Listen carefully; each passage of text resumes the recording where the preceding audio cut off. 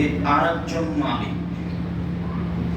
যাকাতের পারিভাষিক অর্থই প্রমাণ করে যে মানুষ যাকাতের টাকা দিয়ে কাপড় কিনে ফকির মিসকিনকে দিতে পারে না। কেন? ও যাকাতের টাকার মালিক নয়। যখন যে জিনিসের মানুষ মালিক হয় না, তখন তাতে তার কোনো হস্তক্ষেপ চলে না। সম্পদের মালিক ও ব্যক্তি, কিন্তু যাকাতের মালিকও নয়। যাকাতের মালিক হচ্ছে যে হকদার, সেই মালিক, যা আল্লাহ বলেছেন। সময়ের গতিটা আমরা বলবো ইনশাআল্লাহ। আল্লাহ তাআলা বলেন, ফাকিমুস সালাতা ওয়া আতুজ যাকাত। পৃথিবীর মানুষ, তোমরা সালাত আদায় করো, যাকাত প্রদান করো, ওয়া আতাসিমু বিল্লাহ, আর আল্লাহর বিধানকে আঁকড়ে শক্তভাবে ধরো। আল্লাহর বিধান, আল্লাহর দেওয়া বিধান আমাকে আর আপনাকে পালন করতে হবে মর্মে শক্তভাবে গ্রহণ করতে হবে। হুয়া মাওলাকুম, তিনি হচ্ছেন তোমাদের অভিভাবক। ফানিমাল মাওলা ওয়া নিমান নাসির, তিনি হচ্ছেন উত্তম অভিভাবক এবং উত্তম সাহায্যকার। মানুষের কাজের জন্য মালিক লাগে, তো তিনি হচ্ছেন উত্তম মালিক আপনার কাজটা করে দেওয়ার জন্য। আর যদি সহযোগিতা লাগে, তাহলে তিনি হলেন উত্তম সহযোগী। অত্র আয়াতে আল্লাহ তাআলা সালাত আদায়ের জন্য আদেশ করেছেন এবং যাকাত প্রদানের জন্য আদেশ করেছেন, যা মানুষকে পালন করতে হবে। আল্লাহ তাআলা বলেন, ওয়া আকিমুস সালাতা ওয়া আতুজ যাকাতা ওয়া তুকাদ্দিমু লিআনফুসিকুম মিন খায়রিন তাজিদুহু ইনদাল্লাহ। পৃথিবীর মানুষ, তোমরা সালাত আদায় করো, তোমরা যাকাত প্রদান করো, আর তোমরা তোমাদের সম্পদ হতে নিজেদের জন্য যা অগ্রিম পাঠিয়ে দিচ্ছ তা আল্লাহর নিকটে পেয়ে যাও। যা দেওয়া হয়, যেহেতু যাকাত ফরজ বিধান, এর মান, এর নেকি ভিন্ন দানের চেয়েও। দানে নেকি, তারপরেও যাকাত যে আপনি একটা ভারী জিনিস নিজের সম্পদ উপার্জন করে দিয়ে দিলেন, যার কারণে তার ফলাফল ভিন্ন, যা আমরা কিছুক্ষণ পরে অবগত হব ইনশাআল্লাহ। আল্লাহ তাআলা বলেন, যেটুকু তোমরা তোমাদের অর্থ সম্পদ হতে দিয়ে দিচ্ছ, তা তোমরা তোমাদের প্রতিপালকের নিকটে পেয়ে যাও। অত্র আয়াতে আল্লাহ তাআলা যাকাত আদায়ের জন্য আদেশ করেছেন। আল্লাহ তাআলা বলেন, ওমা উমিরু ইল্লা লিয়াবুদুল্লাহ মুখলিসিনা লাহুদ্দিন হুনাফা। মানুষকে আদেশ করা হয়েছে যে মানুষ একমাত্র খালেস অন্তরে একনিষ্ঠ হয়ে, একমুখী হয়ে আল্লাহর ইবাদত করবে। ওয়া ইউকিমুস সালাত, আর একনিষ্ঠ হয়ে খালেস অন্তরে সালাত আদায় করবে। ওয়া ইউতুর যাকাতা, আর খালেস অন্তরে যাকাত প্রদান করবে। এটা আদেশ। মানুষকে আদেশ করা হয়েছে যে তারা খালেস অন্তরে আল্লাহর ইবাদত করবে। মানুষকে আদেশ করা হয়েছে যে মানুষ খালেস অন্তরে একনিষ্ঠ হয়ে, একমুখী হয়ে সালাত আদায় করবে। মানুষকে আদেশ করা হয়েছে যে তারা খালেস অন্তরে আল্লাহকে সন্তুষ্ট করার আশায় যাকাত প্রদান করবে। এইটা হচ্ছে আল্লাহর চূড়ান্ত বিধান। এইটা হচ্ছে আল্লাহর চূড়ান্ত বিধান। অত্র আয়াতে আল্লাহ তাআলা যাকাত আদায়ের জন্য আদেশ করেন। আল্লাহ তাআলা বলেন, খুদ মিন আমওয়ালিহিম সাদাকাতান তুতাহিরুহুম ওয়া তুযাক্কিহিম বিহা। মুহাম্মদ সাল্লাল্লাহু আলাইহি সাল্লাম, আপনি মানুষের অর্থ সম্পদের যাকাত বের করে তাদের অর্থ সম্পদকে পবিত্র করুন এবং তাদেরকেও পবিত্র করুন। তার মানে অর্থ সম্পদের যাকাত বের না করলে অর্থ সম্পদ অপবিত্র, অবৈধ থাকবে, যা খাওয়া আপনার জন্য জায়েজ নয়। তখন হারাম খাদ্য যেমন আপনার উপার্জিত সম্পদ তেমন, দুটাই সমান সমান। এই কথা বলার পরে আল্লাহ তাআলা আমাদের নবীকে বলেন ওয়াসাল্লি আলাইহি, যারা যাকাত দিচ্ছে আপনি তাদের জন্য দোয়া করুন। ইন্না সালাতাকা সাকানুল লাহুম, আপনার দোয়া তাদের জন্য প্রশান্তি, নিরাপত্তা, শান্তির মাধ্যম হবে। আপনি মানুষের নিকট থেকে যাকাত নেন, ওসর নেন, আর আপনি তাদের জন্য দোয়া করুন, তাহলে আপনার দোয়া মানুষের অর্থ সম্পদের বরকতের, নিরাপত্তার মাধ্যম হবে, মানুষের পরিবারে বরকত, শান্তি, নিরাপত্তার মাধ্যম হবে। এটা হলো আপনার দোয়ার ফলাফল। যারা যাকাত গ্রহণ করেন তাকে দোয়া করতে হবে যাকাত দাতার জন্য। যদিও আমাদের সাধারণ মানুষ যারা, তারা তো বহু দূরের কথা, আলেম ওলামার জানা নাই যে আসলে যাকাত দিলে আমি তার জন্য কি বলবো। আমরা তো শুনি নারায়ণ তাকবীর আর অমুক তমুক, যে বলে সেও বলে, যে বলেন যে এত টাকা দিল, আর জনগণ বলে যে নারায়ণ তাকবীর আরো কিছু। আসলে কি তাই? জি না। আল্লাহুম্মা সাল্লি আলাইহি আল্লাহুম্মা বারিক আলাইহি, আল্লাহ তার অর্থ সম্পদে বরকত, নিরাপত্তা দান করুক। তুমি তার অর্থ সম্পদে বরকত, নিরাপত্তা দান করো। এই দোয়া করার জন্য আল্লাহ তাআলা আমাদের নবীকে আদেশ করলেন। আল্লাহ তাআলা বলেন ওয়াতহাক্কাহু ইয়াওমা হাসাদিহি, যেদিন শস্য কেটে আনছো সেদিন শস্যের ওসর বের করে দাও। শস্য যতবার উৎপাদন হবে ততবার হিসাব করে ওসর দিতে হবে। আর শস্য ব্যতীত আর টাকা পয়সা, স্বর্ণ চাঁদি, এগুলো বছর পার হতে হবে। যখন আপনার কাছে এসে জমা হয়েছে তখন থেকে নিয়ে 1 বছর, এসব সম্পদের জন্য 1 বছর। আর শস্য যতবার উৎপাদন হবে এই আদেশ আল্লাহ তাআলা করেন। আল্লাহ তাআলা বলেন আল্লাযীনা ফি আমওয়ালিহিম হাক্কুম মালুম লিস-সাইলি ওয়াল মাহরুম, অবশ্যই যাদের অর্থ সম্পদে অধিকার রয়েছে, নিঃস্ব বঞ্চিত মানুষের অধিকার। আপনার অর্থ সম্পদে অধিকার আছে, এটা অধিকার, ওটা দিয়ে দিতে হবে। ও পায়, এই জন্যই আপনি যখন দিবেন না তখন আপনি মানুষের হক মেরে খেলেন।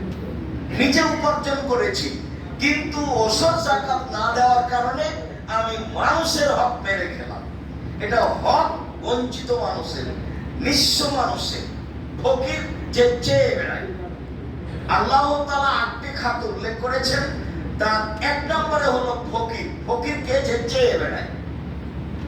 তারপরে মিসকিন, মিসকিনকে যে চাইতেও পারে না, সংসারও চলে না, সে আবার বাড়ির পাশে আছে, সে আবার আপনার দিন রাত বদনাম করে, এটাই স্বাভাবিক। তো মিসকিন সংসার চলে না, চাইতেও পারে না, সে হলো মিসকিন। তারপরে হলো ফি সাবিলিল্লাহ, মূলত এই 3টা খাত এদেশের মাটিতে। ফি সাবিলিল্লাহ ভারত, বাংলাদেশ, পাকিস্তানে ফি সাবিলিল্লাহ বলতে 1 নম্বর পথ এটাই, শিক্ষার মাধ্যম। যদি এই মাধ্যম না থাকতো তাহলে মানুষ, এদেশের মানুষ সত্যভাবে, সঠিকভাবে কোরআন হাদিস বুঝতে পারতো না। দেশ এক সময় মোগলেরা চালাতো ফার্সি ভাষায়, চলে গেলে ইংরেজেরা চালাইতো, চলে গেলে এদেশে সরকারিভাবে আজও চলে শিক্ষা প্রতিষ্ঠান। কোরআন হাদিস শিক্ষার তেমন কোনো ব্যবস্থা নেই। ইংরেজেরা কলিকাতায় আলিয়া মাদ্রাসা খুলেছিল, উদ্দেশ্য ছিল ভিন্ন। যার কারণে ভারত, বাংলাদেশ, পাকিস্তানের লোকেরা এদেশের ছেলে মেয়েকে দিন ধর্ম শিখাবো বলে কওমি মাদ্রাসা চালু করে। কওমি মাদ্রাসা চালু করতে গিয়ে তারা সাধারণত নিঃস্ব মানুষ, অনেক মানুষের টাকা পয়সা খেয়ে ফেলে, যা বাস্তবায়নে কাজ করতে পারে না। তাতে মানুষের অনীহা হয়ে যায়। 1 শ্রেণীর মানুষ অনীহা বশত এই বিদ্যার উপরে, এই পরিস্থিতির উপরে নাক সিটকানি দিয়ে চললো দীর্ঘদিন ধরে, 250-300 বছর যাবত যা চলছে। এখন কিছুটা ঘাটতি দেখা যায়। যারা প্রতিষ্ঠান করে তাদের অনেকেরই সংসার চলার মতো ব্যবস্থা আছে, কাজেই তাদের কাছে 10-এর পয়সা আসলেই মেরে খাবে, বিষয়টা এমন নাও হতে পারে। তবে এটা 10 পয়সা দিয়েই চলে।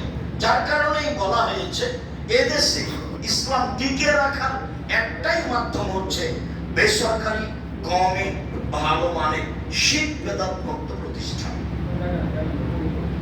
যাদেরকে যাকাত দিতে হবে।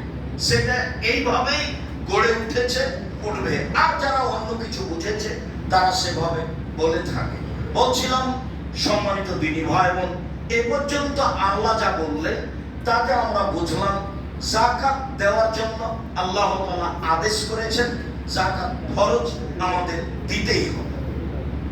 চলেন যে একটা হাদিস, আব্দুল্লাহ ইবনে উমর রাদিয়াল্লাহু তাআলা আনহু বলেন, রাসূল সাল্লাল্লাহু আলাইহি সাল্লাম বলেছেন, বুনিয়াল ইসলাম আলা খামসিন, ইসলামের ভিত্তি হচ্ছে 5টি। যে কোনো একটা ভেঙে গেলে ইসলাম ভেঙে যাবে। ইসলামের ভিত্তি হচ্ছে 5টি। তার একটি হচ্ছে আমি সাক্ষ্য দিচ্ছি আল্লাহ ছাড়া কোনো মাবুদ নেই, আমি সাক্ষ্য দিচ্ছি মুহাম্মদ আল্লাহর রাসূল। ভারত, বাংলাদেশ, পাকিস্তানের লোক সাধারণত এই কথার অর্থ বুঝে না যে আমি সাক্ষ্য দিচ্ছি আল্লাহ ছাড়া কোনো মাবুদ নেই, এর মানে কি? আমি সাক্ষ্য দিচ্ছি আল্লাহ ছাড়া কোনো মাবুদ নেই, এর মানে হলো শিরক করা যাবে। তো শিরক তো আমাদের ছেলে মেয়ে সকালে উঠে গিয়ে বলছে যে ও কালিমা তোমার আকাশ, ও কালিমা তোমার বাতাস। তো কালিমার তো আকাশ নয়, ও তো ঠাকুর বলেছে যে কালিমার আকাশ। না, আপনার ছেলে মেয়ে বলছে কালিমার আকাশ। কেমনে শিরক থেকে বাঁচবেন কেউ ভাবেন না, কে চিন্তা ভাবনা করে না, খায় পায়খানা করে দিন কাটায়, আর ভাবে যে আমার ছেলে মেয়ে এটা করতে হবে সেটা করতে হবে। কি দিয়ে বোঝায় আপনাকে? শিরক যখন সে বুঝবে যে আমি শিরক করলাম না, তখন আমি সাক্ষ্য দিলাম আল্লাহ ছাড়া কোনো মাবুদ নাই, আর আমি সাক্ষ্য দিচ্ছি মুহাম্মদ আল্লাহর রাসূল। আমি সাক্ষ্য দিচ্ছি মুহাম্মদ আল্লাহর রাসূল মানে হলো এই যে ইবাদত করা হবে না, ইবাদতই বন্ধ। যেটুকু করবেন সেটুকু মুহাম্মদ রাসূলুল্লাহ সাল্লাল্লাহু আলাইহি ওয়াসাল্লাম থেকে প্রমাণিত হবে। 20 রাকাত তারাবি পড়েন, তাতে আপত্তি নেই, কিন্তু রাসূলের পক্ষ থেকে যদি স্পষ্ট বিশুদ্ধ হাদিস দ্বারা প্রমাণিত না হয় তখন কি হবে? আরো যত আছে যে আমলই করেন না কেন সেইটুকু আপনি করতে পাবেন না। আমি সাক্ষ্য দিচ্ছি মুহাম্মদ আল্লাহর রাসূল মানে হলো এই লা তুবাদু ইল্লা বিমা শারা, ইবাদত করা হবে না তবে ওইটুকু যেটুকু মুহাম্মদ সাল্লাল্লাহু আলাইহি ওয়াসাল্লাম করেছেন, অনুমোদন দিয়েছেন, তার চোখের সামনে ঘটেছে সহিহ হাদিস দ্বারা। সহিহ হাদিসের কথাটা এই জন্য বলি যে এদেশের মাটিতে প্রায় 3 লক্ষ মানুষের বানানো জালজয়ী হাদিস আছে, মানুষের বানানো। আমাদের ভাষায় আছে 10,000। যে কোনো সময়ে চাইলে আমরা 10,000 আপাতত মানুষকে দেখাতে প্রস্তুত আছি, যা মানুষ তৈরি করেছে। নমুনা স্বরূপ আপনার অনেক দিনের মুখস্থের একটা আমি শোনাই, হকুল ওয়াতান মিনাল ঈমান, দেশকে ভালোবাসে ঈমানের অঙ্গ, জাল হাদিসের এইটা একটা। আপনার মুখস্থ একটা শোনাই, উতলুল ইলম ওয়া কারা বিসিন, শিক্ষার জন্য চীন যেতে হবে তবুও যাও, এইটা একটা বানাট কথা। আর এমন ভাবে জিকির করো যেন মানুষ দেখে বলে পাগল, ফাজাইল আমল বই আছে, তো এটাও বানানোর কথা। আদম আলাইহিস সালাম 60,000 বার হজ করতে গেলেন ইন্ডিয়া থেকে, তো ইন্ডিয়া থেকে হজ করতে গেলেন 60,000 বার, তাহলে বয়সও 60,000 হতে হবে, না হলে বছর তো একবার হজ। হজ নির্ধারিত সময়, নির্ধারিত স্থানে, নির্ধারিত নিয়মে করা লাগে, বছরে একটাই সময়। তাহলে বছরে একবার যদি হয়, তাহলে 60,000 বার যদি হজ করে থাকেন, তাহলে বয়স হতে হবে 60,000 বছর, নইলে তো 60,000 বার কিভাবে তিনি হজ করবেন? বলছিলাম সম্মানিত দিনী ভাই বোন, আমি সাক্ষ্য দিচ্ছি আল্লাহ ছাড়া কোনো মাবুদ নেই, আমি সাক্ষ্য দিচ্ছি মুহাম্মদ আল্লাহর রাসূল। তারপরে সালাত আদায় করতে হবে, এটা হলো ইসলামের ভিত্তি। তারপরে যাকাত দিতে হবে, এইটা হলো ইসলামের ভিত্তি, আমি আর আপনি বাধ্য যাকাত দিতে হবে। তারপরে হলো সওমে রমজান, রমজান মাসে সিয়াম পালন করতে হবে, বাধ্য, যা আমরা এখন সিয়াম অবস্থায় চলছি। পঞ্চম হলো এই যে সম্পদ থাকলে, ব্যবস্থা থাকলে হজ করতে হবে। মহিলাদের হজ ফরজ হবে যখন টাকাও আছে, মহারামও আছে। দুলা ভাইয়ের সাথে হজ করতে যাওয়া হবে না, বড় বোন তো যাচ্ছে, আমার তো স্বামী মারা গেছে, তো বড় বোন যাচ্ছে, ওর স্বামী যাচ্ছে, তাহলে আমি বড় বোনের সাথে চলে যাই।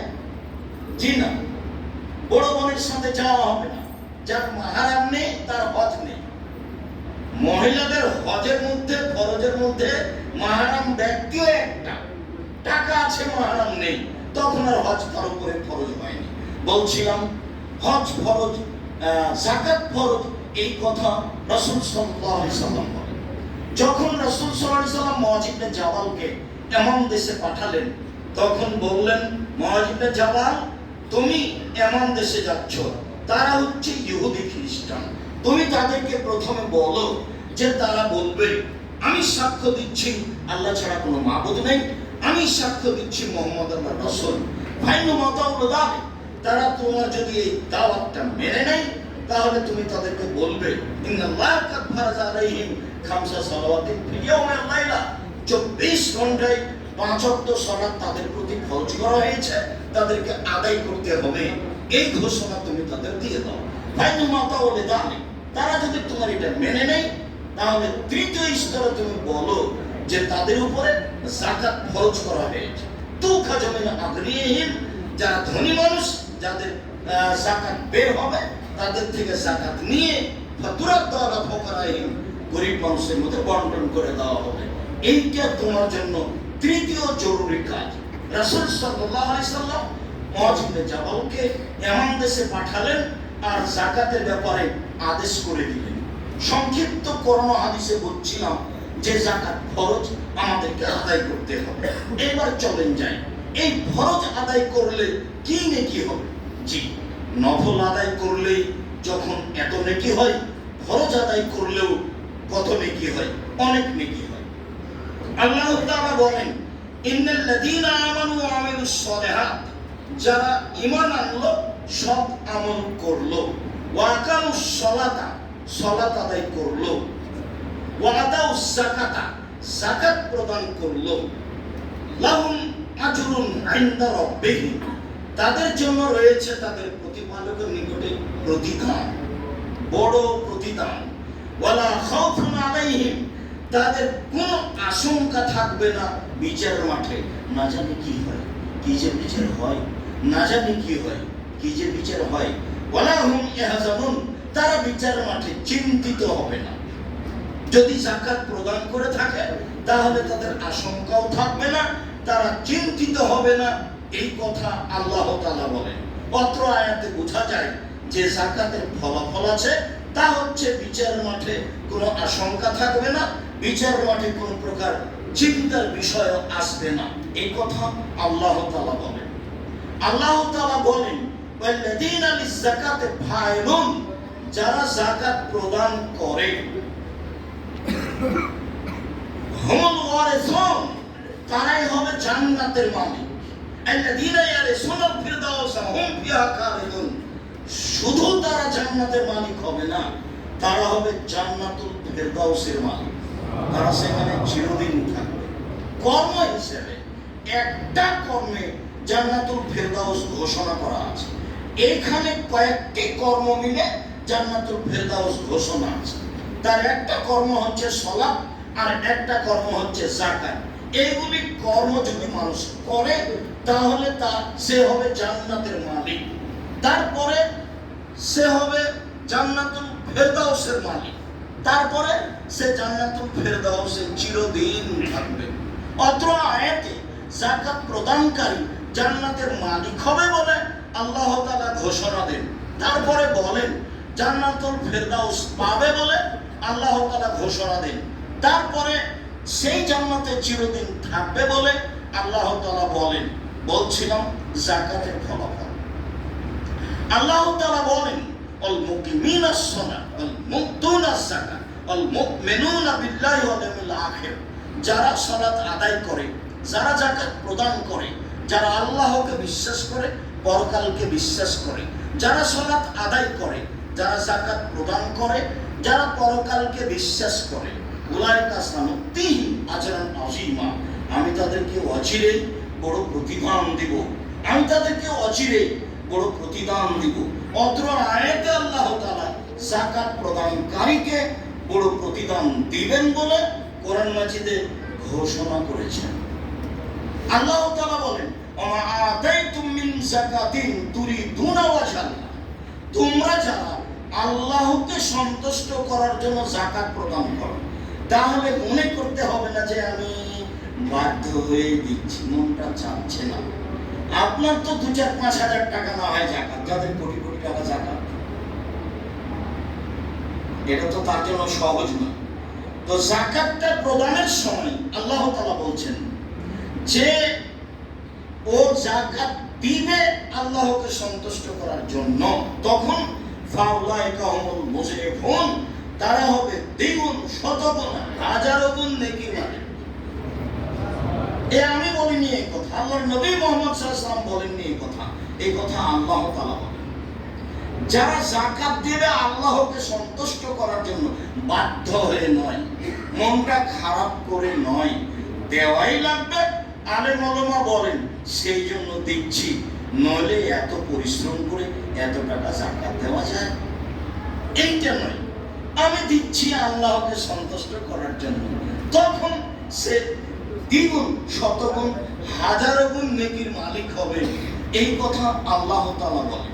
সংক্ষিপ্তভাবে বলছিলাম যাকাতের ফজিলত যা আল্লাহ তাআলা বলেন। চলেন দেখি রাসূল সাল্লাল্লাহু আলাইহি সাল্লাম কি বলেন যাকাত দিলে। উমামা বাহিলি রাদিয়াল্লাহু তাআলা আনহু বলেন, রাসূল সাল্লাল্লাহু আলাইহি ওয়াসাল্লাম বলেছেন, সাল্লু খামসাকুম, পৃথিবীর মানুষ 5 ওয়াক্ত সালাত আদায় করো, সুমু শাহরাকুম, রমজান মাসে সিয়াম পালন করো, ওয়াতু যাকাত আমওয়ালিকুম, আর তোমাদের সম্পদের যাকাত প্রদান করো, তাদখুলু জান্নাতা রাব্বিকুম, তাহলে তোমরা তোমাদের প্রতিপালকের জান্নাতে চলে যাবে। এই কথা মুহাম্মদ সাল্লাল্লাহু আলাইহি সাল্লাম, তাতে তিনি 1 নম্বরে সালাত আদায় করতে বললেন, 2 নম্বরে রমজান মাসের সিয়াম পালন করতে বললেন, আর 3 নম্বরে যাকাত দিতে বললেন। তাতে তিনি ফলাফলে বললেন যে তাহলে তোমরা সহজেই সুন্দরভাবে জান্নাতে চলে যাবে। আবু হুরায়রা রাদিয়াল্লাহু তাআলা আনহু বলেন, রাসূল সাল্লাল্লাহু আলাইহি ওয়াসাল্লামের নিকট একজন পল্লী বেদুইন, অশিক্ষিত কামার মানুষ আসলো, যে পড়াশোনা জানে না, এসেই বলছে, দুল্লানি আলা আমালি, এই যে আমল তো দাখালতুল জান্নাত। পল্লীর মানুষ হঠাৎ করে এসে বলছে একটা আমলের কথা বলে যাতে আমি জান্নাতে চলে যাব, একটা আমলের কথা বলে যাতে আমি জান্নাতে চলে যাব, এটা তার কথা। আল্লাহ রাসূল যখন বলা শুরু করলেন, তাআবুদুল্লাহ ওয়া তুশরিকু বিহি শাইআন, হ্যাঁ, এক আল্লাহর ইবাদত করো, তার সাথে বিন্দু মাত্র শরীক করো না। 1 2 ওয়া তুকিমুস সালাত, সালাত আদায় করো। 3 ওয়া তুতিস যাকাত, যাকাত প্রদান করো। এইবার লোকটা বলছে, এই পর্যন্ত বলতে লোকটা বলছে, ওয়াল্লাহি ওয়াল্লাযী নাফসি বিয়াদিহি লা আনকুসু মিনহু শাইআন ওয়ালা আযীদু মিনহু, আল্লাহর কসম, আল্লাহর নবী যা বললেন তার আমি কমও করব না, তার আমি বেশিও করব না। ওয়াল্লাহি, আল্লাহর কসম, আল্লাহর নবী যা বললেন তার আমি কমও করব না, তার আমি বেশিও করব না। আল্লাহর কসম, পল্লীর মানুষ বলছে যে আল্লাহর নবী যা বললেন তার আমি কমও করব না, আমি তার বেশিও করব না। সুম্মা আল্লাহ, তারপর লোকটি চলে যাচ্ছে যখন, তখন আল্লাহ নবী বলছেন সঙ্গী সাথীকে, শোনো, মান সাররাহু আন ইয়ানজুরা ইলা রাজুলিন মিন আহলিল জান্নাহ ফালয়ানজুরা লাহা, শোনো, তোমরা যদি কেউ জান্নাতি দেখতে চাও, দেখো এই লোকটা জান্নাতি, দেখো তোমরা যদি কেউ জান্নাতি মানুষ দেখতে চাও তাহলে দেখো এই লোকটা জান্নাতি। এই কথা মুহাম্মদ সাল্লাল্লাহু আলাইহি সাল্লাম বলছেন, হাদিস বুখারী মুসলিম। আমার আপনার বিবেচনার কোনো সুযোগ নেই, মানতে হবে এর কথা। যেহেতু হাদিস বুখারী মুসলিম, ফরজ বিধান, ফলাফল হলো এইটা যে আল্লাহর নবীর মুখের ভাষা, যে লোকটি জান্নাতে চলে গেছে, জান্নাতে চলে যাবে, তোমরা দেখলে দেখো এই লোকটা জান্নাতি। হাদিস বুখারী মুসলিম। আমরা বুঝছিলাম, জানছিলাম যাকাতের ফলাফল। আমর ইবনে মুররা জোহানি বলেন, যা রাজুলুন মিন কোজা ইলা নবী সাল্লাল্লাহু আলাইহি সাল্লাম, কোজা বংশের একটা লোক রাসূলের কাছে আসলো, এসে বলছে, আশহাদু আল্লা ইলাহা ইল্লাল্লাহ ওয়া আন্নাকা রাসূলুল্লাহ, আমি সাক্ষ্য দিচ্ছি যে আল্লাহ ছাড়া কোনো মাবুদ নেই, আমি সাক্ষ্য দিচ্ছি আপনি আল্লাহর রাসূল, এভাবে বলছে। লোকটা এসে বলছে আমি সাক্ষ্য দিচ্ছি আল্লাহ ছাড়া কোনো মাবুদ নেই, আমি সাক্ষ্য দিচ্ছি আপনি আল্লাহর রাসূল। এই কথা বলার পরে বলছে যে সাল্লাতুস সালাওয়াতুল খামস, আমি 5 ওয়াক্ত সালাত আদায় করি। তারপরে বলছে অসন্ত রমাজান অকুন্ত, আমি রমাজান মাসের সিয়াম থাকি, আমি তারাবি পড়ি। আর নিজের আমলের কথা বলছে রাসূলের সামনে, আমি রমাজান মাসের সিয়াম থাকি, আমি তারাবি পড়ি। এই কথা বলার পরে বলছে ও আতাইতুজ যাকাত, আমি যাকাতও দিই। তার অর্থ সম্পদ আছে। ও গ্রাম থেকে এসে এভাবে রাসূলের সামনে স্বীকৃতি দিচ্ছে। যখন তার কথা বলা শেষ হয়েছে তখন আল্লাহ রাসূল বলছেন মাতা আল্লাহ আদা, কেউ যদি এই নীতির উপরে মারা যায়, এখন আল্লাহ রাসূল বলছেন কেউ যদি এই নীতির উপরে মারা যায় তাহলে কানা ইয়াউমাল কিয়ামা শুহাদা ও সিদ্দিকিন, বিচার মাঠে এরা শহীদদের সাথে থাকবে, সত্যবাদীদের সাথে থাকবে। কি বুঝলাম কথা বল? যে যাকাত দিলে বিচার মাঠে শহীদ যারা তাদের সাথে থাকার সুযোগ হবে। আমি আর আপনি যাকে শহীদ বলেছি আসলে তা নয়। আল্লাহ রাসূল বলছেন শহীদেরা যখন বিচার মাঠে আসবে তখন তাদের শরীর থেকে রক্ত ঝরঝর করে ঝরবে, রক্তের রং হবে রক্তের মতো, রক্তের গন্ধ হবে আতরের মতো। এর মানে শহীদ। ওরা যখন বিচারের মাঠে আসবে তখন তাদের গা থেকে রক্ত ঝরবে, রক্তের রং হবে রক্তের মতো, আর রক্তের গন্ধ হবে আতরের মতো। এই কথা রাসূল সাল্লাল্লাহু আলাইহি ওয়াসাল্লাম। আবার তিনি বলেছেন আমার মনটা চাই আমি যুদ্ধে যাই, আমি শহীদ হই, আবার জীবিত হই, আবার যুদ্ধে যাই, আবার শহীদ হই। আমার মনটা চাই যে আমি যুদ্ধে যাই, যে শহীদ হই, আবার জীবিত হই, এটা আমি বারবার হই, এটা আমার মন চাই। এই কথা মুহাম্মদ সাল্লাল্লাহু আলাইহি ওয়াসাল্লাম বলেন। তার নাম শহীদ। আপনি যাকাত দিয়েই তাদের সাথে থাকতে পারবেন, এই কথা মুহাম্মদ সাল্লাল্লাহু আলাইহি ওয়াসাল্লাম। ওতে আরেকজন মানুষের উপকার হয়ে যায়। জাবের রাদিয়াল্লাহু তাআলা আনহু বলেন একজন লোক এসে আল্লাহ রাসূলকে বলল, আল্লাহর নবী আরাইতা, আপনি কি মনে করেন ইন আদা রাসূল যাকাতা মালি, একটা যদি মানুষ তার সম্পদের যাকাত বের করে দেয় তাহলে মানুষটা কেমন বা তার সম্পদ কেমন, এই ব্যাপারে আপনি কি বলেন? এটা মানুষের জিজ্ঞাসা। এখন আল্লাহ রাসূল বলছেন শোনো, মান আদা যাকাতা মালিহি, যে ব্যক্তি তার সম্পদের যাকাত দিয়ে দিল দামানহু শাররুহু, তাহলে সম্পদ থেকে সব সমস্যা দূরে চলে গেল। এভাবে সময় খাবে না। যে জাহাজে সম্পদ আছে, মাল আছে, চীন জাপান থেকে আসছে, এইটা সাগরে ঢুকবে না। খুব ভালোভাবে মনে রাখতে হবে। 4টা উপার্জনের পথ। তার একটা হলো দিন মজুরি, কাজ শেষ হলে টাকা দিতে আল্লাহ রাসূল বলেছেন।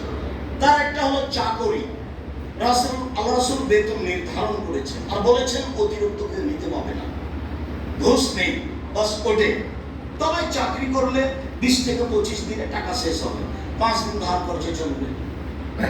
তারপর একটা হলো জমি চাষ। জমি চাষকে তিনি ভালো চোখে দেখলেন না, বললেন যে মানুষের ভীরু হয়ে যায়, মাঠে নামতে পারে না, সাথে সাথে মানুষের অন্তর শক্ত হয়ে যায়, তো যায়। তারপরে হলো ব্যবসা, তখন বললেন পার্টনারের ব্যবসা। পার্টনারে যদি 10 জন মিলে ব্যবসা চলায় তাহলে 11তম আল্লাহ, যদি 3 জনের ব্যবসা চলে তাহলে 4র্থ জন আল্লাহ। যখনই তাদের মধ্যে একটু গন্ডগোল হয়, কেউ টাকা একটু নিয়ে নেই, তখন আল্লাহ বলে ও আত্মসাৎ হয়ে গেল, তাহলে আর আমি থাকলাম না, তোমরা থাকো, আমি গেলাম। এতে বরকত বেশি, কিন্তু টিকে থাকা খুব কঠিন। এতে অনেক বরকত পার্টনারের ব্যবসায়, কিন্তু টিকে থাকা খুবই কঠিন। একটু কেউ যদি 19-20 করে তাহলে আল্লাহ থাকবে না, তখন এদের মধ্যে গন্ডগোল লেগে যাবে। গন্ডগোল করে মামলা করে কত কি হবে, ব্যবসা বাদ যাবে, একবারে কোর্টে ইয়াতে কাঠগড়া দুইদিকে যুদ্ধ দাঁড়িয়ে থাকবে, তাহলে একসাথে চাকাচ্ছ। তো পার্টনারের ব্যবসা ভালো, আল্লাহ রাসূল এভাবে বললেন। আর আমভাবে বললেন আর তাজেরা সাদেক কোন ইয়ামাল কিয়ামা শুহাদা সিদ্দিকিন, যারা সত্যবাদী ব্যবসায়ী তারা বিচার মাঠে শহীদদের সাথে থাকবে। এবার সত্যবাদীদের সাথে থাকবে।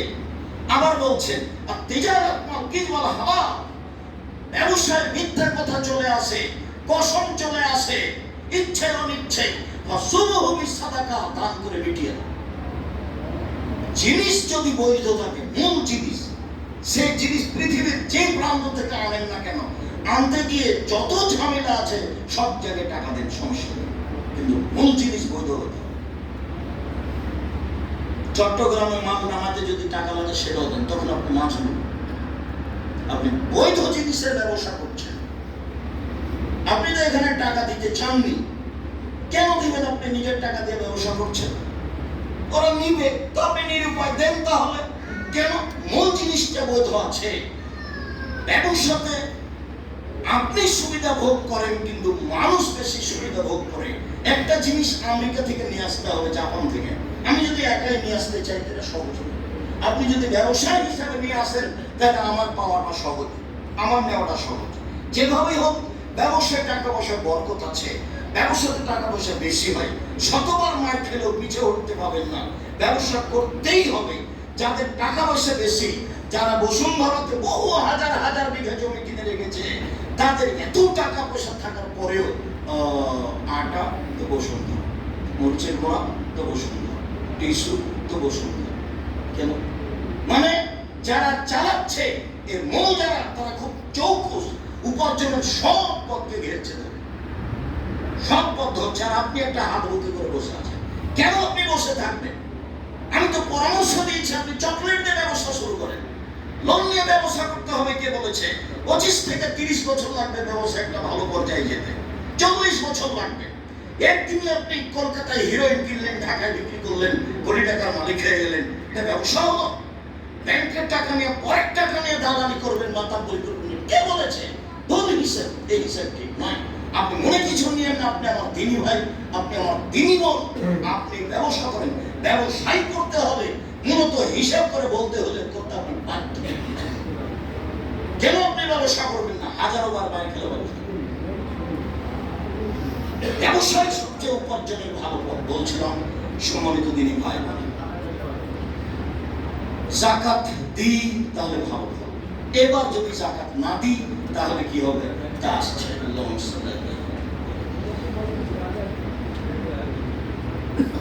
খরচ মনে করেও দিলাম না, যাকাত নেকির জন্য দিলাম না, তাহলে কি হবে? তাহলে সরকারি ভাবে যদি নিয়ম থাকে, তাহলে আপনার হাতে রশি দিয়ে খুঁড়ির সাথে বেঁধে পিটিয়ে হিসাব করে টাকা নিয়ে চলে যায়। হাদিস বুখারী আছে।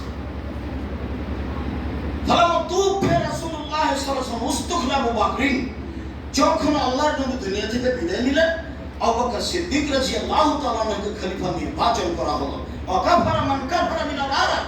অনেকে তখন বলল সালাত আদায় করব, যাকাত দেব না, সালাত আদায় করব, যাকাত দেব না। তখন ওমর রাদিয়াল্লাহু তাআলা বললেন আবু বকর সিদ্দিককে, কাইফা তুকাতিলুন নাস, আজকে আপনি মানুষের সাথে কিভাবে জিহাদ করবেন? আল্লাহর নবী বলেছেন, যে ব্যক্তি বলেছে লা ইলাহা ইল্লাল্লাহ, তার রক্ত নিরাপদে, তার সম্পদ নিরাপদে। যে ব্যক্তি বলেছে লা ইলাহা ইল্লাল্লাহ, তার সম্পদ নিরাপদে, তার রক্ত নিরাপদে। আজকে এখন কি করবেন? ওরা যে বলছে যাকাত দিব না, সালাত আদায় করব। এখন শুনেন, এইবার আবু বকর সিদ্দিক বলছেন, দুই একটা বাক্য ইতিহাস থেকে আবার হাদিস বুখারী মুসলিমে ফিরে আসছে।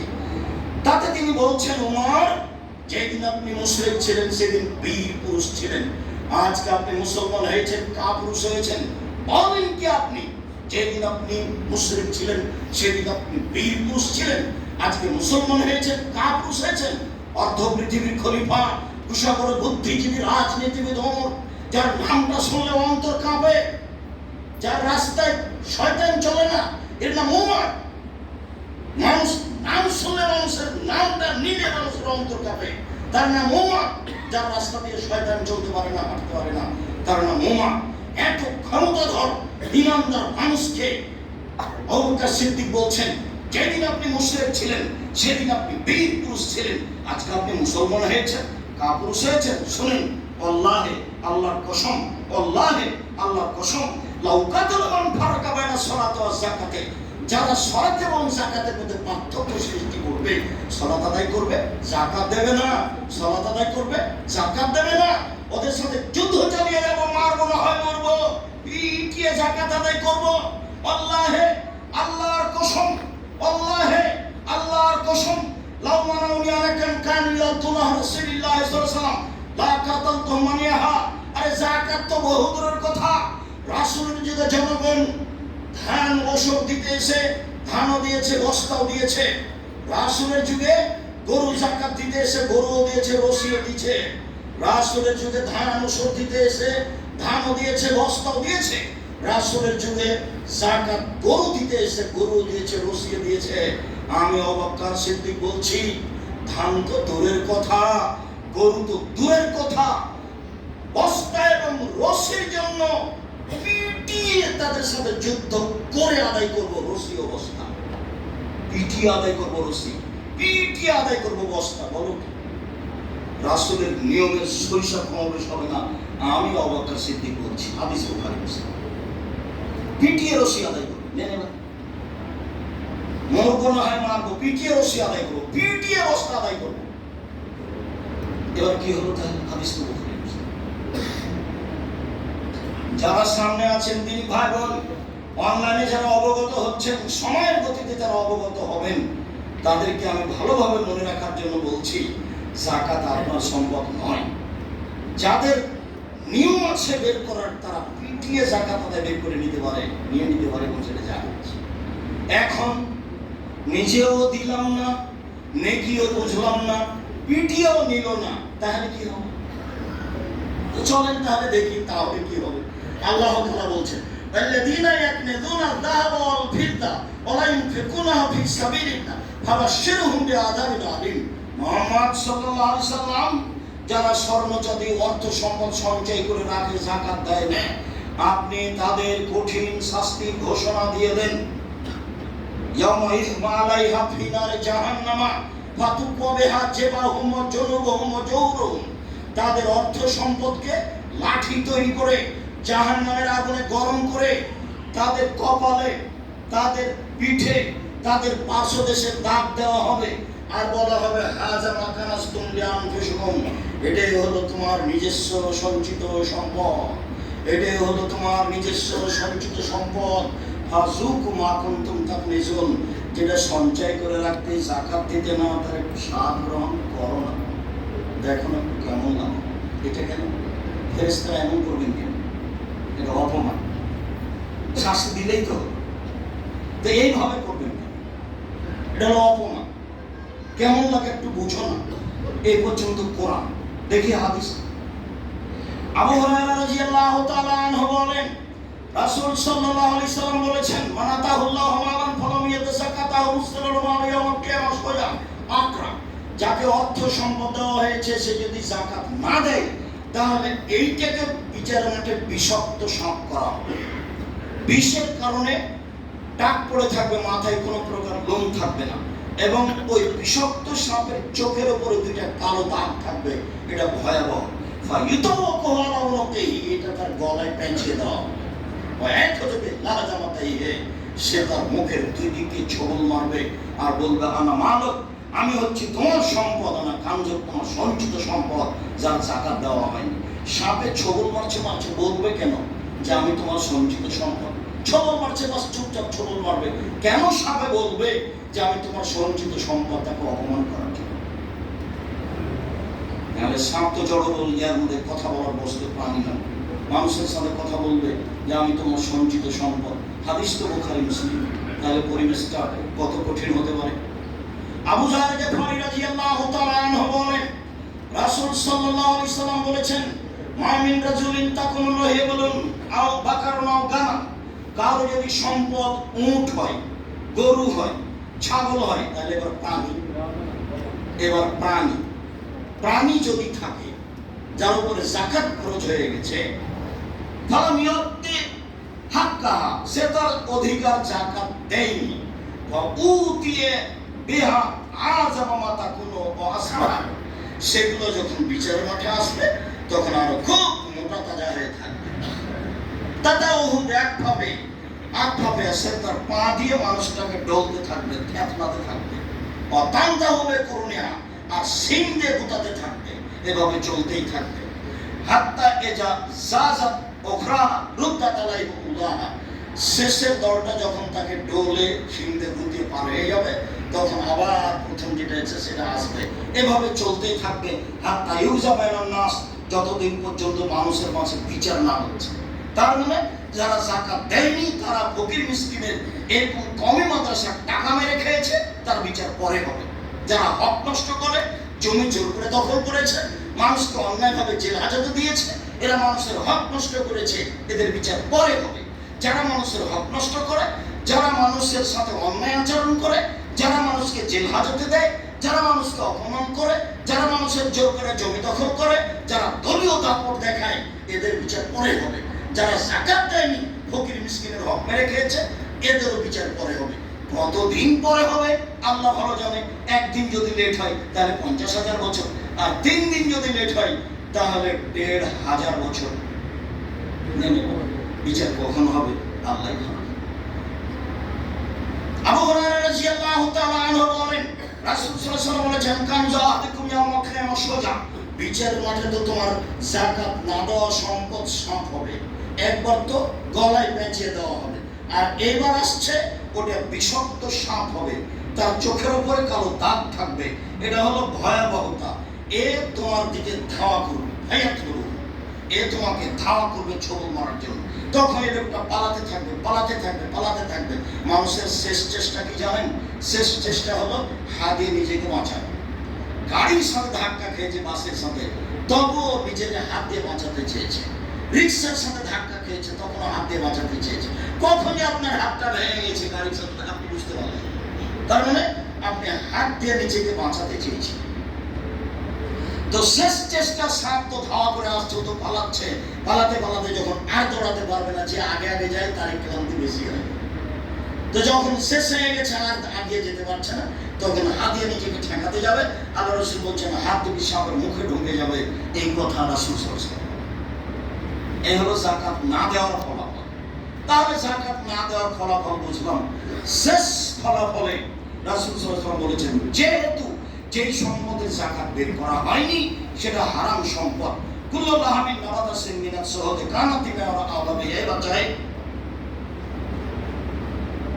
যেই সম্পদের যাকাত বের করা হয়নি সেই সম্পদ অপবিত্র, আর এই সম্পদ যারা খাচ্ছে তাদের কোনো ইবাদত কবুল হবে না এবং তাদের জন্য জাহান্নাম যথেষ্ট। তাহলে যেই সম্পদের যাকাত বের করা হয়নি সেই সম্পদ অপবিত্র, ওই সম্পদ খেয়ে সিয়াম পালন করে সিয়াম হবে না, ইবাদত কবুল হবে না, আর এর ফলাফল হলো জাহান্নাম। কেন? এই শরীর বেড়ে উঠেছে হারাম খাদ্যে, এর জন্য জাহান্নামই যথেষ্ট। যাকাত 25টি মুঠ হলে 1টি মুঠ যাকাত দিতে হয়, 30টি গরু হলে 1টি গরু যাকাত দিতে হয়, 40টি ছাগল হলে 1টি ছাগল যাকাত দিতে হয়, 7.5 ভরি স্বর্ণ হলে, স্বর্ণ আপনার স্ত্রীর হাতের যেগুলো ব্যবহারে আছে, যেগুলো জমা আছে, এখানে টাকা যোগ হবে না, শুধু স্বর্ণ, 7.5 ভরি স্বর্ণ হলে, বা আপনার অধীনে আপনি আপনার আছে, আপনার মেয়েকে দিয়েছেন, সেটা আপনার, যেগুলো আপনি স্ত্রীকে দিয়ে রেখেছেন, আমি এমপিকে দিয়ে রেখেছেন, সেটা আপনার, এই সব মিলে যদি 7.5 ভরি হয়, তাহলে বাজার মূল্য জিজ্ঞাসা করে, বিক্রি মূল্য জিজ্ঞাসা করে শতকরা 2.5 টাকা যাকাত দিতে হবে। 7.5 ভরি স্বর্ণ হলে সব মিলে, বাড়িতে যা আছে, গায়ে যা আছে, শরীরে যা আছে, সব মিলে 7.5 ভরি স্বর্ণ হলে উপরে যা হবে সবই লাগবে। বিক্রি মূল্য জিজ্ঞাসা করে শতকরা 2.5 টাকা যাকাত দিতে হবে। সব রূপা 52.5 তোলা রূপা হলে বিক্রি মূল্য জিজ্ঞাসা করে শতকরা 2.5 টাকা যাকাত দিতে হবে। 52.5 তোলা রূপা হলে রূপা বিক্রি মূল্য জিজ্ঞাসা করে শতকরা 2.5 টাকা যাকাত দিতে হবে। এইবার মুদ্রা, বাংলাদেশের মুদ্রা টাকা, তো বাংলাদেশের মুদ্রার টাকা যাকাত দিব কিভাবে? আপনার মুদ্রা টাকা ডিপিএস খুলেছেন, জমা আছে, সেইটা ব্যাংকে জমা আছে, মানুষকে ঋণ দিয়েছেন, পাবেন, সহজেই পাবেন না এরকম নিশ্চয়তা নেই, পাবেন, দোকান বরাদ্দে টাকা দিয়ে রেখেছেন, সব মিলে যদি স্বর্ণ সমমূল্য প্রায় 3.5 লাখ টাকা হয়, তাহলে শতকরা 2.5 টাকা যাকাত দিতে হবে। বা হয় এইটা আর না হয় এইটা। 52.5 তোলা রূপা সমমূল্য হলে প্রায় লাখখানেক টাকা হলে শতকরা 2.5 টাকা যাকাত দিতে হবে। বোঝা গেল? ব্যাংকে টাকা আছে, ঋণ দিয়ে রেখেছেন, পাবেন নিশ্চিত, এবং ডিপিএস খুলেছেন, যত খুলে রেখেছেন সুদ ঘুষের মাল সব জমা করতে হবে। ব্যবসার সম্পদ আজকে এসে যেটা যোগ হয়েছে সেটা দিতে হবে, যেটা ব্যবসা মূলক। যেদিন যাকাত দিতে বসবেন সেদিন দোকানের মালামাল হিসাব করবেন, মোটামুটি উপস্থিত মাল। যদি একেবারে গোনা সহজ না হয় তাহলে 4 ভাগের 1 ভাগ অনুমান করে 1 ভাগ ছেড়ে দিবেন। অনুমানের 4 ভাগের 1 ভাগ ছেড়ে দিতে হবে। অনুমান মনে করলেন যে 3 কোটি টাকার 4 কোটি টাকার জিনিস আছে, তাহলে 3 কোটি টাকার যাকাত দেন। যদি আপনার একবারে পূর্ণ হিসাব না করা যায়, সব টাকা মিলে যদি স্বর্ণ হিসাবে 7.5 ভরি স্বর্ণ প্রায় 3-3.5 লাখ হলে আপনি শতকরা 2.5 টাকা যাকাত দিবেন। বা রূপার মূল্য হিসাব করেন। আমরা রূপার মূল্য হিসাব করতে বলি এই জন্য যে তাহলে আর অনেক মানুষের টাকা বের হবে, যাকাত বের হবে, গরিব মানুষের পথ সহজ হবে। তাহলে মোটামুটি লাখখানেক টাকা যদি 1 বছর থাকে তাহলে তাদের শতকরা 2.5 টাকা যাকাত দিতে হবে। সবজির কোনো যাকাত নেই, আলুর কোনো যাকাত নেই, কলার কোনো যাকাত নেই, এদেশের ফলমূলের যাকাত নেই। তবে আঙ্গুরের যাকাত আছে, আঙ্গুর শস্য। খেজুরের যাকাত আছে, খেজুর শস্য। আমাদের দেশে যেগুলো সবজি এগুলোর যাকাত নেই। এগুলো বিক্রি কোটি কোটি টাকা হোক না কেন আলুর ব্যবসাতে, এরপরও হিসাব করে যাকাত দিতে হবে না। বিক্রি করে যদি এখন টাকা থাকে 1 বছর তাহলে যাকাত দিতে হবে। উল্লেখ্য যে জমি কিনে রেখেছেন, বাড়ি করবেন ঢাকা শহরে, এর কোনো যাকাত নেই। তবে আপনি ল্যান্ড ব্যবসায়ী মানুষ, জমি কিনেন আর বিক্রি করেন, তাহলে যত জমি কিনে রেখেছেন বর্তমান বাজার মূল্য হিসাব করে শতকরা 2.5 টাকা যাকাত দিতে হবে। গাড়ি বাস শোরুমে রেখেছেন, বিক্রি করেন, এটা আপনার ব্যবসা। 2-1টা গাড়ি আছে, 2-4টা গাড়ি আছে, 2-4-5টা গাড়ি আছে, ব্যবহার করেন, তার যাকাত লাগবে না। কিন্তু আপনি গাড়িরই ব্যবসা করেন, তখন আপনাকে হিসাব করে শতকরা 2.5 টাকা যাকাত দিতে হবে। আমি মনে করছি বিষয়টা আপনার কাছে স্পষ্ট হয়েছে। যদি স্পষ্ট না হয় তাহলে আবার আমরা সময়ের গতিতে স্পষ্ট হয়ে যাব ইনশাআল্লাহ। এই হলো মোটামুটি যাকাতের ব্যাপার। শস্য 18 মণ 30 কেজি শস্য হলে 20 ভাগের 1 ভাগ শস্য ওষুধ দিতে হবে। 18 মণ 30 কেজি শস্য হলে 20 ভাগের 1 ভাগ শস্য ওষুধ দিতে হবে। 18 মণ 30 কেজি শস্য হলে 20 ভাগের 1 ভাগ শস্য ওষুধ দিতে হবে। 15 তারিখ থেকে ফেতরা দেওয়া হবে না। ফেতরা নিতান্ত দিতে হলে 28 রমজানে দেওয়া যেতে পারে বা 29 রমজান। অন্যথায় আপনার বাপ দাদা যেটা করছিলেন সেটা কি ঈদের দিন সকালে, ঈদের দিন সকালে দিয়ে বের হবেন, এসে বন্টন করবেন। এটাই হলো সুন্নাত। ঈদের দিন সকালে বের করবেন। 15 দিন আগে থেকে ফেতরা বের করলে ফেতরা হবে না, ওটা দাম। আর টাকা দিয়ে ফেতরা হবে না। সারা দুনিয়ার মানুষ যদি টাকা দিয়ে ফেতরা আদায় করে, সারা দুনিয়ার মানুষই পাবে। রাসূলের যুগে মুদ্রা ছিল, তখন রাসূলের মুদ্রার কথা বলেননি। আবু সাঈদ খুদরি রাদিয়াল্লাহু আনহু শক্তভাবে আপনার মুআবিয়ার কঠোর বিরোধিতা করে বলেছেন, অসম্ভব, মুআবিয়ার কথা আমি মানতে পারি না। রাসূলের যুগে আমরা শস্য দিয়েছি, শস্যই দিব, চাউলই দিবেন, কমই দিবেন। ওই ইরাকের হিসাব করে 3.5 কেজি শস্য ধরে 2.25 শস্যের মূল্য দিয়ে দিলেন, ফেতরা আদায় হয়ে গেল। ভুল হিসাব। আপনারা এক সাহেব টাকা নেওয়ার মানুষ আছে, চাউল নেওয়ার নাই, যে গম নেওয়ার, ফেলে দিন, ডেটে ফেলে দিন, ওষুধ পানি খান। সেই মাথা ব্যথা আপনার কেন? আপনি ওষুধ বের করবেন শস্য দিয়ে, এটা হলো কথা। সম্মানিত দিদি ভাই, বলছিলাম জুমার খুতবার শেষে এসে অবশ্যই আপনি যাকাত বের করবেন। আপনি করতে বাধ্য, ফলাফল অনেক। যাকাত ফকির মিসকিনকে দেন। ফকির যে চেয়ে বেড়ায়, মিসকিন যে চাইতেও পারে না, সংসারে চলে না, বাড়ির পাশে আছে, তাকে দেন। কাপড় কিনে খবরদার দেবেন, ওটা হলো দান। এটা আপনি পাল্টাতে পাবেন না। কেন? যাকাতের মালিক আপনি নন। যাকাতের মালিক হচ্ছে এই দেশের সঠিক আকীদার মাদ্রাসা, কওমি মাদ্রাসা। এদেশের সঠিক আকীদার মাদ্রাসা বের করা খুব কঠিন। সাথে সাথে বিত্তশালী যারা, তারা সঠিক কথা শুনতেও পায় না, সঠিক জানাতে ওসল জাকাত দিতেও পারে না।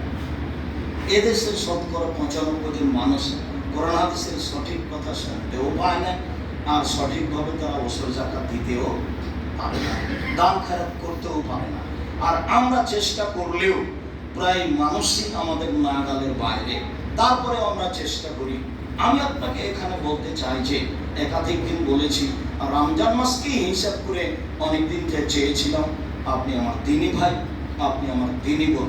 আপনাদের খুব ভালোভাবে জানা আছে যে এই দেশে একটা সবচেয়ে বড় প্রতিষ্ঠান আয়তনে, শিক্ষা মানে, শিক্ষক সংখ্যায়, ছাত্র সংখ্যায় 5000-এর বেশি ছেলে মেয়ে পড়াশোনা করে। 500-1900 এতিম আছে আপনাদের জামিয়া সালাফে।